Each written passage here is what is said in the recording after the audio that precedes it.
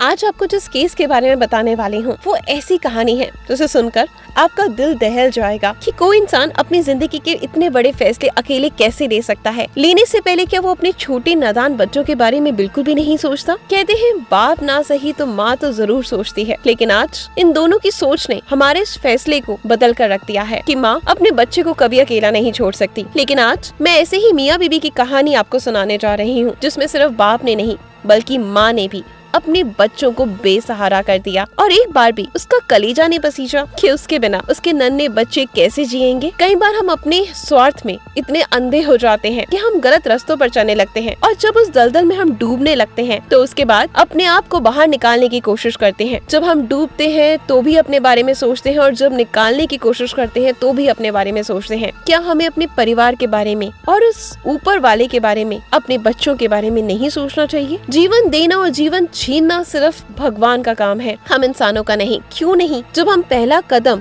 गलत रखते हैं तभी अपने पैरों को क्यों नहीं रोक लेते? क्यों उसके बाद एक कदम गलत तरफ बढ़ते जाते हैं और हम उस कीचड़ में फंस जाते हैं? आज की कहानी कुछ ऐसी है, इसे सुनकर अपनी राय जरूर दीजिएगा। ये सच्ची घटना सुनने के बाद मैं पूरी रात सोई नहीं थी। उनके बारे में नहीं जो इस दुनिया से चले गए, बिल्कुल नहीं, बल्कि उन दो नन्हे बच्चों के बारे में सोचकर कि उनका क्या गुनाह था जो वो इस घर में जन्मे। सहारनपुर का ये किशनपुर मोहल्ला है और जो दुकान आप देख रहे हैं सौरभ बब्बर की है, साईं ज्वेलर्स के नेम से। दुकान के ऊपर ही उनका घर है जहाँ पर वो अपने परिवार के साथ रहा करते थे। सौरभ 10 तारीख को अपने घर से निकल गए थे बिना कुछ बताए, अपने दोनों बच्चों को साथ लेकर। और दोनों बच्चों को उन्होंने सबसे पहले तो अपने ससुराल में उनके घर छोड़ा और वहाँ पर जाकर उन्होंने अपने सास ससुर से कहा कि मम्मी पापा आप इनको अच्छे से पढ़ाइएगा, इनको संभाल कर रखिएगा। सौरभ का एक बेटा है और एक बेटी। बेटा दिव्यांग है और बेटी थोड़ी बड़ी है। बेटी से भी सौरभ ने जाते जाते कहा और बताया, समझाया कि अपने भाई का ध्यान रखे। परिवार वालों को नहीं पता था कि आखिर सौरभ ऐसा क्यों कह रहा है। और इसके बाद सौरभ निकल जाते हैं अपनी बीवी के साथ हरिद्वार की तरफ। उनकी एक बाइक जो है एक जगह बरामद होती है, लेकिन एक पत्र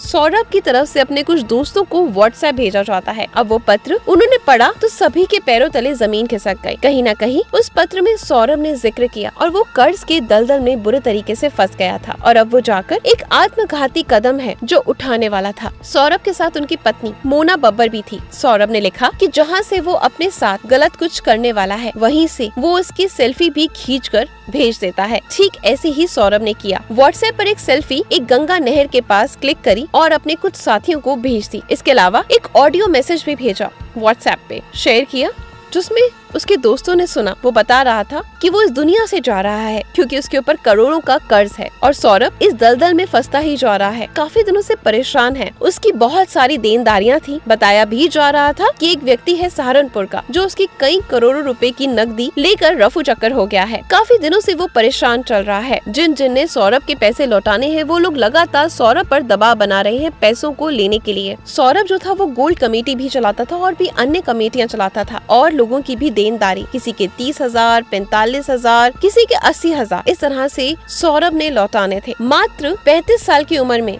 सौरभ ने ये कदम उठाया अपनी पत्नी के साथ। इसको सुनकर हर कोई हैरान है और परेशान है। देर रात जब ये सहारनपुर में आसपास के लोगों को खबर मिली तो वो काफी दुखी थे और काफी चिंता में भी थे, क्योंकि जिन लोगों का पैसा सौरभ ने देना था, जिन लोगों ने सौरभ के पास अपनी कमेटियां डाल रखी थी, अपनी रोज की कमाई, मेहनत के खून पसीने की कमाई का पाई जोड़कर कमेटी के रूप में सौरभ को जो दिया हुआ था वो सब लेकर सौरभ इस दुनिया से जा चुका है। अब उन लोगों को समझ नहीं आ रहा कि वो अपना पैसा कैसे वसूल करें। उनका सिर्फ यही एक टारगेट है कि उनकी फैमिली से वो किसी तरीके से अपना पैसा निकाल सके। उनको सौरभ और उसकी पत्नी से सहानुभूति नहीं बल्कि गुस्सा है, आक्रोश है, बहुत चिंता में है, क्योंकि वो रोजमर्रा के कमाने वाले इंसान हैं जिनकी कमाई सौरभ लेकर इस दुनिया से जा चुका है। अब उनको समझ नहीं आ रहा कि वो अपनी आगे की जिंदगी कैसे गुजारेंगे, किस तरीके से उनका पैसा उनको वापस मिल पाएगा। और ऐसे में लोग जब से खबर मिली है दिन रात वहीं खड़े हैं, 12-12 घंटे 48 घंटे से वहीं खड़े हैं कि किस तरीके से उनका पैसा बाकी जो उनके घर वाले हैं इस दुनिया में वो वापस लौटा दे। खैर ये तो आगे का वक्त ही बताएगा कि कौन किसका पैसा लौटाएगा या नहीं, लेकिन इस समय सोचने वाली बात तो ये है कि सौरभ ने इस दलदल में अपने आप को खुद फंसाया है। कोई भी इंसान अगर आज के समय में अपनी जरूरतों को ज्यादा बढ़ाता है और कमाई कम होती है तो जब वो लोन के घेरे में पड़ता है तो वो घेरा हमेशा दलदल के रूप में ही फंसता है, बड़ा हो जाता है। कभी भी वो सर्कल छोटा नहीं होता। जिसने एक बार लोन लिया वो बार बार लोन लेता है और वो एक जगह से पैसा उठाकर दूसरी जगह देता है, फिर दूसरी जगह से उठाता है तो तीसरी जगह से देता है, और ये सिलसिला चलता ही रहता है। और जब ये सिलसिला थमने का नाम नहीं लेता तो लोग बिना सोचे समझे अपनी जिंदगी दांव पर लगा देते हैं। अगर उनको अपनी जिंदगी दांव पे लगानी ही थी तो क्या उन्होंने एक बार ये नहीं सोचा कि जो उन छोटे दो मासूम उनके बच्चे हैं, जब उसके माँ बाप ही उसका साथ छोड़ के चले गए तो नाना नानी इस दुनिया में कब तक उनका साथ निभाएंगे, और क्या बीतेगी इस उम्र में उन नाना नानी पर, जिनको ये पता हो कि जो दो छोटे बच्चे जब अपनी माँ बाप को रोज ना आने पर एक ही सवाल उनसे पूछेंगे तो वो क्या जवाब देंगे। लोग कुछ भी नहीं सोचते जाने से पहले कि वो अपनी परेशानियां तो अंत कर रहे हैं, लेकिन अपने बच्चों को